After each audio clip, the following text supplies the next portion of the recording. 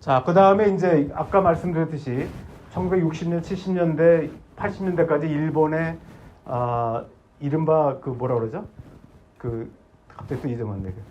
그 무슨 시대를 아무튼 전성기를 맞았습니다. 일본 제가 좀 멋있는 말을 쓰려고 그랬는데 갑자기 그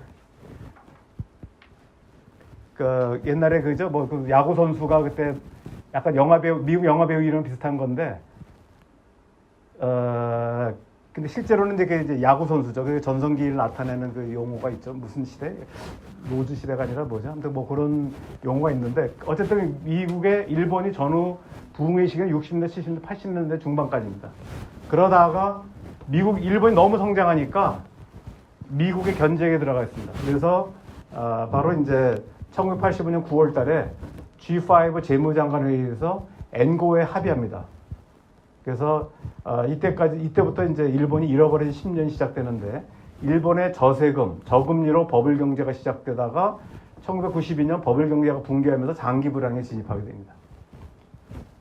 이때까지만 해도 일본이 아주 그 첨단의 번영을 구가하던 데인데 하지만 이제 일본은 장기 불황의 여파로 세계 제2의 경제 대국 1968년도에 됐다고 그랬는데 2010년도에 중국한테 밀리고 2023년도에 독일한테도 밀렸습니다.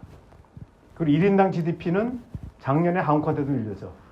물론 그 PPP 지수는 2018년도에 이미 한국이 앞섰고 명목 GDP도 작년에 한국이 앞섰습니다. 그리고 2026년 정도 되면 인도한테 밀려서 5위로 떨어질 걸로 현재 전망이 되고 있습니다. 일본이 계속 추락하고 있는 거죠. 그래서 여기서 이제 이런 경제적인 그 후퇴와 더불어서 안보 위기가 있는데 그걸 이제 센카쿠 쇼크라고 합니다.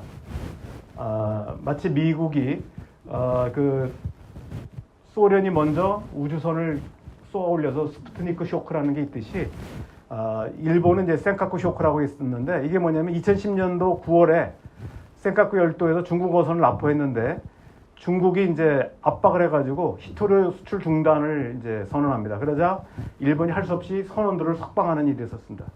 그 이후 그 당시에 논란이 된 게 뭐냐면 2009년도에 보면은 노라고 말할 수 있는 일본 뭐 등등해서 이런 얘기들이 막 나오기 시작합니다. 그러다가 2010년을 기점으로 해서 실제로 보면 거의 비슷한 시기에 중국 경제력이 일본을 추월하게 되죠. 근데 이제 이때 이제 그 모처럼 민주당 노다 정부가 등장을 했었는데 이 중국 굴기에 대해서 제대로 대응을 못했습니다. 그러면서 민주당이 이제 다시 정권을 잃어버리고 2012년 12월 달에 아베가 재집권하게 되는 겁니다. 바로 여기 2013년도에 있는데 실제로는 2012년 12월 중순쯤 돼가지고 보통 이제 정책들이 2013년도에 나오기 때문에 2013년을 쓴 겁니다. 아베의 우경화 노선은 안보적으로는 전쟁할 수 있는 국가로의 전환, 그 다음에 경제적으로는 이제 아베노믹스라고 해서 세계의 화살입니다. 중국 고전에서 이제 따온 거죠. 그래서 뭐냐면 대담한 통화 정책, 기동적인 재정 정책, 거시적인 구조 정책. 그래서 수출 증진과 경기 부양, 체질 개선인데 이 세 개의 화살을 하나 하면은 우리가 그 세 개 화살이 뭡니까? 하나의 화살은 부러지기 쉽지만 세 개의 화살을 동시에 주면 못 부러진다는 거죠. 그래서 상승 효과를 노린 건데 결과적으로는 이 아베노믹스에 대해서 제가 당시 이제 계속 추적을 했는데 일부 경제학자들은 아베노믹스가 굉장히 성공적이라고 얘기하고 일부 경제학자들은 실패한다고 얘기해가지고 도대체 뭐가 맞는지 제가 전공을 경제학이 아니다 보니까 헷갈렸는데 결과적으로는 실패했다는 게 드러난 거죠. 그래서 대담한 통화 정책을 통해 수출 증진과 경기 부양에는 어느 성공을 했는데 거시적 구조 정책, 체질 개선에 실패했습니다. 그래서 일본이 지금도 일본의 그 대졸 초임 임금이 20년 전과 지금이 똑같다는 얘기고 심지어 지금이 더 작다는 얘기도 합니다. 실질 임금으로 보면은. 그리고 일본은 저금리가 계속돼가지고 은행에 맡기면 손해라는 거죠. 특히 은행을 왔다 갔다 하느라고 지하철 타면은 그만큼 이제 지하철비만큼이 더 든다는 거죠. 왜냐하면 금리가 거의 제로 금리다 보니까. 그래서 일본이 이제 굉장히 어려움을 겪고 있는 것이고 대담한 통화 정책을 통해서 엔화를 계속 발행해가지고 세계에서 지금 국가 신용도에서 보면 한국보다 훨씬 못합니다. 지금 재정 부채가 260%인가 이렇게 되죠. 우리나라도 지금 뭐 높다고 해서 60% 70% 이렇게 되는데 일본은 260%가 되는 바람에 또 지난번 코로나 때 엄청나게 돈을 풀었습니다. 그래서 지금 이제 코로나가 끝나고 나서 돈을 회수해야 되는데 회수하게 되면은 금리가 높아져야 되죠. 금리를 높게 하면 사람들이 이제 은행에 돈을 맡게 되는데 금리를 높게 되면은 일본의 국가 예산의 30%가 이자로 들어가야 된다는 거죠. 그렇기 때문에 일본 정부가 금리도 마음대로 못 높이고 그리고 그렇다고 해서 금리 그 팽창된 엔화가 너무 많이 풀리다 보니까 엔화 가치가 계속 떨어져 가지고 엔화 가진 사람들이 똥값이 됐죠. 그래서 한때 지금은 내가 오늘 확인 안 했습니다만은 지금 한 120원 정도 되나요? 이 정도 달러 기준으로 이렇게 되는데 한때 148원 뭐 이렇게 떨어지기도 했습니다. 이거는 통화 팽창됐는데 이거를 회수를 못했기 때문에 그렇다는 거죠. 그래서 이 아베 재임 기간조의 주요 경제 지표를 보면은 실제 GDP가 498조에서 485조 엔으로 줄었습니다. 오히려 8년 동안에. 그래서 일본이 경제 2위의 대국에서 3위, 4위로 밀려난 것은 다른 나라가 잘한 것도 있지만 일본 스스로 망가진 데 더 큰 책임이 있다는 거죠. 개인 소비도 오히려 293조에서 267조. 그러니까 60, 70년대만 도 일본 사람들이 명품들을 모으는데 굉장히 열을 올렸다가 제가 있을 때 오사카 청영사를 있을 때 일본 내에서 이제 붐이 뭐냐면 옛날에 했던 명품을 잘 다듬어서 그러니까 일본 사람들이 갖고는 싶은데 지금은 돈이 너무 없는 거예요. 그러니까 노인네들은 또 뭐냐면 노인네들은 명품을 잔뜩 가지고 있는데 당장 쓸 돈이 없어요. 그러니까 뭐냐면 옛날 명품들을 뭐 예를 들면 그런 거죠. 오메가 시계다 그러면 내놓는 겁니다. 구닥다리 한 몇십 년. 그러면 이제 일본 사람들이 장인 정신이니까 쫙 깨끗이 닦아가지고 또는 무슨 핸드백 같은 거고 고급들 이런 것들을 다시 또 이거 장식만 받고 이렇게 해가지고 절반 가격에 다시 파는 거죠. 그러니까 이제 일본 사람들이 명품 갖고 싶은데 돈은 없고 그러니까 옛날에 있던 명품들이 쏟아져 나와가지고 일본 시장을 장악하는 거죠. 우리가 일본 제품 그러면 지금 유명한 게 뭐가 있습니까? 우리나라에 많이 들어있는 지금 이제 한국 기업이 인수했다고 하죠. 다이소가 있고 또 하나가 뭐죠? 중저가 제품 브랜드가 유니클로. 그러니까 그게 다 뭡니까?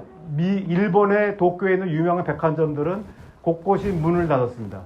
그런데 이제 다이소는 뭐 워낙 백엔숍이라고 하는 데서 이제 아이디어를 얻은 거죠. 백엔숍이니까 백엔이면 우리나라 1,000원이죠. 그러니까 거기서 다이소라는 게 나온 거고, 원래 다이소라는 게 대창이랍니다. 일본 말인데, 뭐 다이소라고 하는데, 원래 이제 합작으로 만들었다가, 일본 기업 이미지가 너무 강하니까 이제 한국 다 인수했다고 그러더라고요, 최근에는. 근데 그 다음에 이제 유니클로가 이제 중저가 제품이 히트치는 이유가 뭡니까? 옛날에는 일본 사람 명품만 찾다가 이제 돈이 없으니까 이제 중저가품들을 이제 바뀐 거죠. 그래서 그런 부분들이 이제 있다는 얘기입니다. 그 다음에 일본의 위기의식에서 나온 것이 과거에 아까 말씀드렸듯이 전후부흥을 이끌어낸 사람이 요시다 시게루입니다.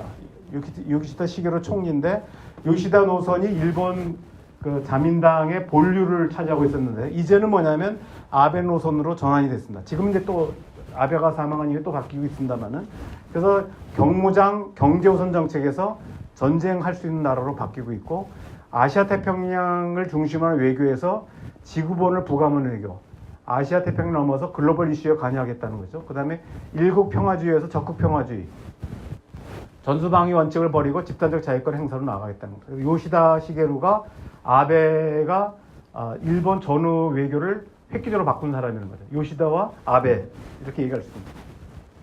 스가가 잠깐 1년 정도 잡았다가 인기가 너무 없어가지고 그만두고 이제 기시다가 물려받았는데 원래는 기시다하고 아베는 전혀 정신동이 다릅니다. 그럼에도 불구하고 이미 일본 외교의 안보의 패러다임이 바뀐 거죠.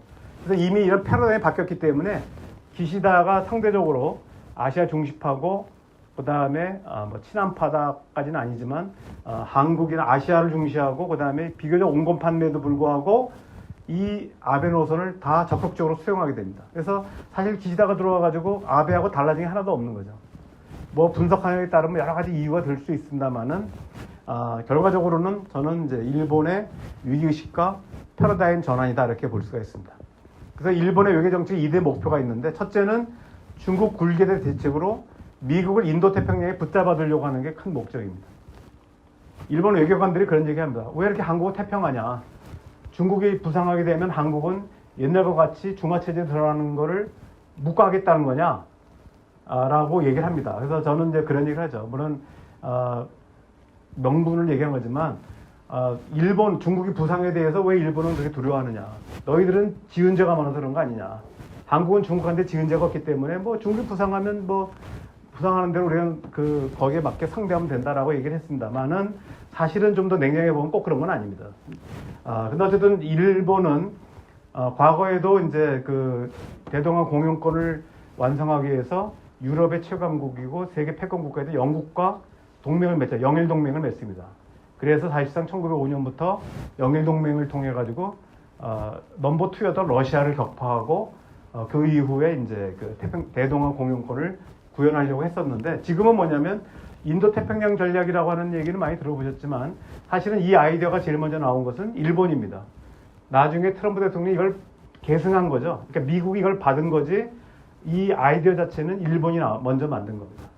다시 설명드리겠습니다. 그래서 지금 중국의 굴기와 지역 패권 장악을 저지하기 위해서 미일 동맹을 강화하고 또 미일 동맹을 기반으로 도다자 안보기구를 창설하고서 아까 말씀드린 격제항 전략 구조를 만들고 있습니다. 그리고 중국의 제2도련 전략을 견제하기 위해 자유롭고 열린 인도태평양 전략을 발휘했습니다. 대국 외교, 전쟁할 수 있는 국가, 그 다음에 끊임없이 유엔 안보리 상임이사국 진출을 시도하고 있습니다. 옛날에 이제 제일 먼저 한 것이 이제 노무현 대통령 때 한번 했었는데, 당시 이례적으로 노무현 정부에서는 유엔 총회 연설을 통해서 명백하게 이제 반대했습니다.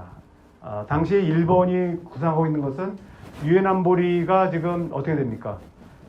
상임이사국 5개 국가, 비상임이사국 10개 국가죠. 이거를 이제 상임이사국을 5개 국가에서 10개 국가로 늘리려고 하는 겁니다. 그러면 어느 나라가 들어가게 되느냐?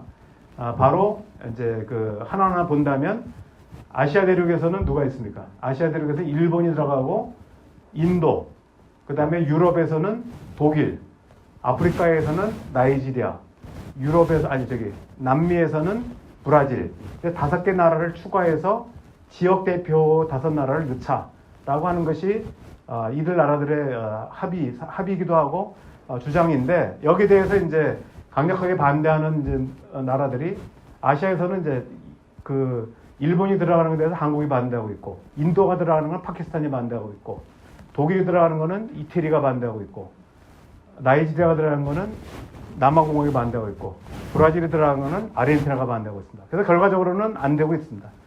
근데 어쨌든 일본은 끊임없이 유엔 안보리 상임이사국 진출을 꾀하고 있고 오히려 이 G7 국가 중에서 6나라는 미국, 캐나다, 그 다음에 유럽 4나라 그리고 아시아에서는 유일하게 일본이 들어가 있죠.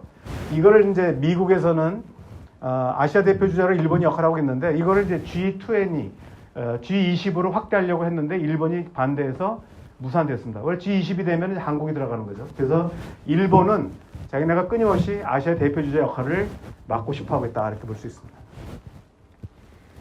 자, 그 다음에 이제 대동아 공영권에서 인태 전략으로의 확대입니다. 대동아 공영권은 아까 말씀드린 것처럼 요 범위가 이렇게 됩니다. 그래서 일본이 만주국을 만들었고, 그 다음에 이제 대만과 조선을 합병했기 때문에 이거는 자기네 직접 직할지라고 볼 수 있고, 나머지들은 이제 영향권에 있는 속국으로 쭉 만드는 과정입니다. 그래서 일본은 이제 자기네들이 중국 전체를 다 먹기에는 부담스러우니까, 일본 입장에서 본다면, 중국을 이제 대만하고 만주를 떼내고, 그 다음에 동남아를 자기가 먹음으로써 실질적으로 중국과 대등한, 그래서 원래 일본의 구상은 아시아에서 일본과 중국의 양국 체제로 만들려고 했던 게 이제 대동아 공영권의 구상입니다. 그래서 일본이 이제 대동아 공영 1890년에 야마가타 아리토모가 처음으로 제기했고 주권선 이익선 개념을 제기했어요. 그 다음에 이제 1940년에 공식적으로 대동아 공영권이라는 용어가 나오기 시작합니다. 그리고 그 이후에는 일본 제국주의 공식 슬로건으로 채택됐고요. 그 다음에 아까 말씀드렸던 인태 전략이라는 게 나온 거 보면 2006년도 11월에 총리를 지냈던 아소가 얘네들은 좀 독특하죠. 아소는 총리도 지냈는데 또 나중에 또 총리 지내고 나서 외상을 합니다.